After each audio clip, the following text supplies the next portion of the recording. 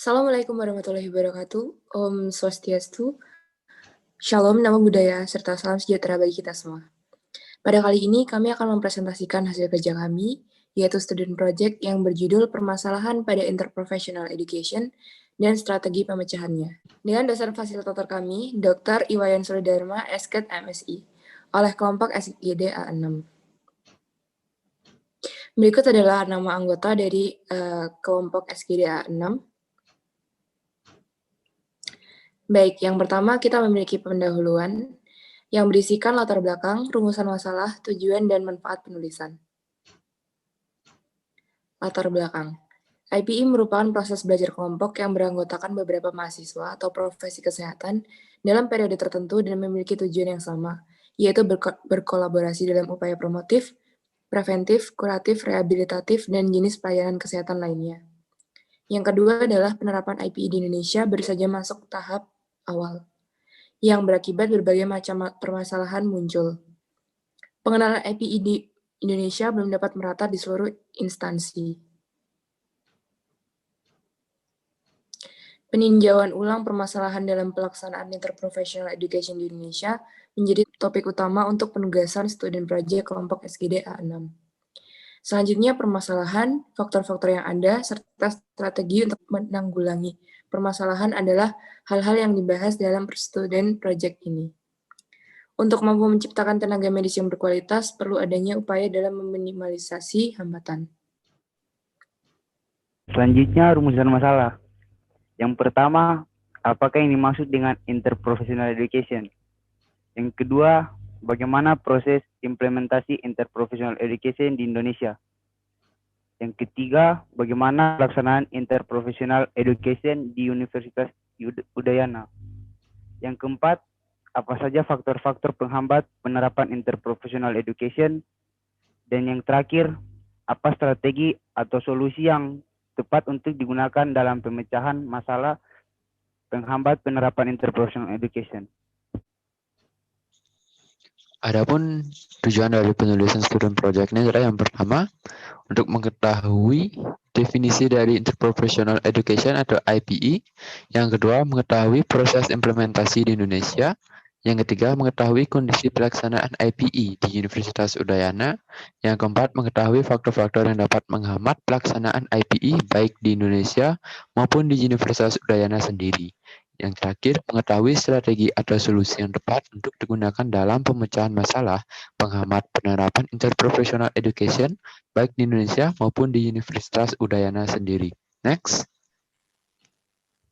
Baik, jadi untuk manfaat penulisan dari tugas ini ada 3. Yang pertama bagi mahasiswa. Mahasiswa sebagai peserta IPE akan mendapat sistem IPE yang lebih baik dan dapat meminimalisasi permasalahan yang ada ketika pelaksanaan IPE. Yang kedua, bagi institusi. Institusi dapat mengetahui inovasi baru yang dapat dijadikan solusi dari permasalahan IPE yang ada. Yang ketiga, bagi penulis. Penulis dapat mengetahui definisi, kelebihan, kekurangan, manfaat, serta dapat berinovasi mengenai solusi yang dapat diterapkan pada perbaikan pelaksanaan IPE. Untuk selanjutnya, bab 2. Yang pertama adalah definisi. Yang pertama yaitu, menurut WHO, interprofessional education yang efektif dapat menciptakan collaborative practice yang efektif juga. Lalu yang kedua, diperlukan peran dari berbagai pihak untuk mewujudkan IPE serta IPCP yang efektif untuk masa depan. Yang ketiga, terobosan untuk melatih kemampuan koordinasi mahasiswa kesehatan dengan menggabungkan beberapa prodi. Dan yang terakhir bertujuan untuk menciptakan kolaborasi yang efektif serta meningkatkan pelayanan kesehatan. Selanjutnya adalah implementasi di Indonesia. WHO pada tahun 2007 menyatakan bahwa tingkat pelayanan kesehatan Indonesia merupakan yang terburuk di ASEAN. Pemerintahan juga kesulitan pelaksanaan dan pengembangannya karena kurangnya sumber daya manusia dan lain-lain. Lalu sosialisasi program IPE melalui program HPEQ untuk mendorong reformasi pelayanan kesehatan dilakukan di 9 titik. Dunia kesehatan Indonesia baru dikenalkan dan dimasukkan dalam kurikulum kesehatan pada tahun 2011 dan yang terakhir harus ada kebijakan baru bila hendak diterapkan sebagai standar pendidikan. Next. Selanjutnya, pelaksanaan IPE di Universitas Udayana.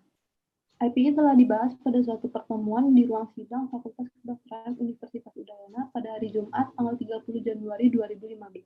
Kemudian dibentuk suatu unit IPE yang diketuai oleh Dr. Desa Ketut Indrasari Utami, SPSK. Program IPE di FK UNUD diikuti oleh 7 program studi yang terdiri dari 6 prodi dari Fakultas Kedokteran dan prodi farmasi dari Fakultas Mitra.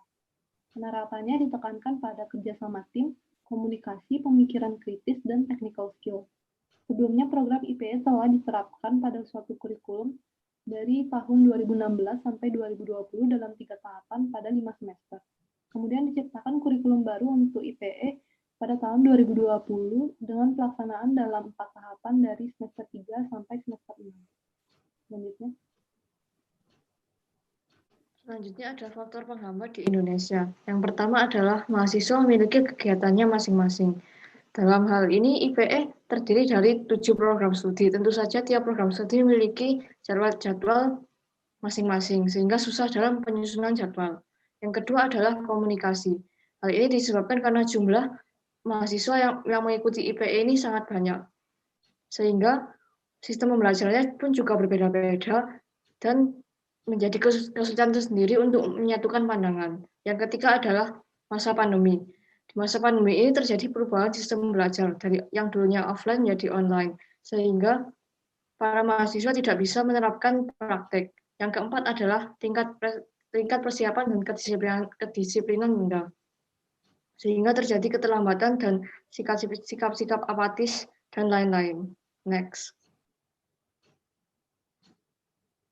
Selanjutnya adalah faktor penghambat di Universitas Udayana. Di Universitas Udayana sendiri, pelaksanaan IPE juga belum sepenuhnya berjalan dengan baik dan lancar. Terdapat 2 faktor, yaitu dari mahasiswa dan dari pengajar.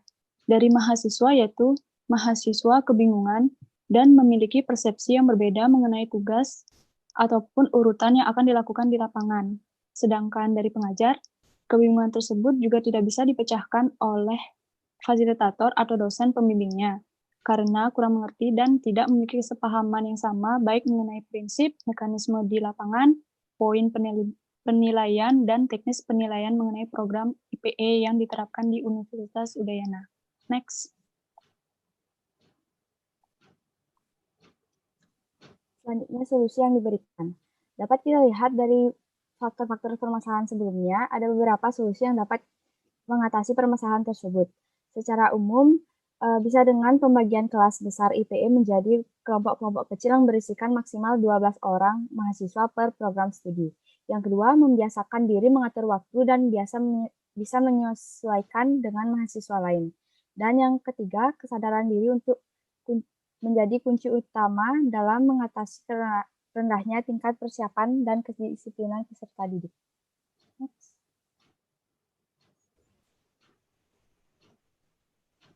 Kesimpulan. Yang pertama, IPE merupakan suatu pembelajaran berkelompok mahasiswa dari profesi kesehatan yang berbeda-beda. Yang kedua, para anggota IPE memiliki latar belakang yang berbeda, sehingga dapat menyebabkan munculnya beberapa masalah baik di pribadi mahasiswa itu sendiri maupun kondisi global terkini di Indonesia. Yang ketiga, dari permasalahan yang ada, penulis mengajukan beberapa solusi seperti pemecahan kelas besar, IPE menjadi kelompok yang lebih kecil, membiasakan para mahasiswa untuk mengatur waktu dan menyesuaikan diri, serta menanamkan kesadaran sebagai kunci utama untuk mengatasi rendahnya tingkat persiapan dan kedisiplinan mahasiswa. Yang keempat, permasalahan yang muncul dalam pelaksanaan IPE bukanlah penghalang untuk mewujudkan tujuan bersama. Permasalahan yang muncul dalam pelaksanaan IPE bukanlah penghalang untuk mewujudkan tujuan bersama menjadi tenaga kesehatan Indonesia yang berkualitas, memiliki rasa kekeluargaan serta kerjasama yang tinggi dan berintegritas.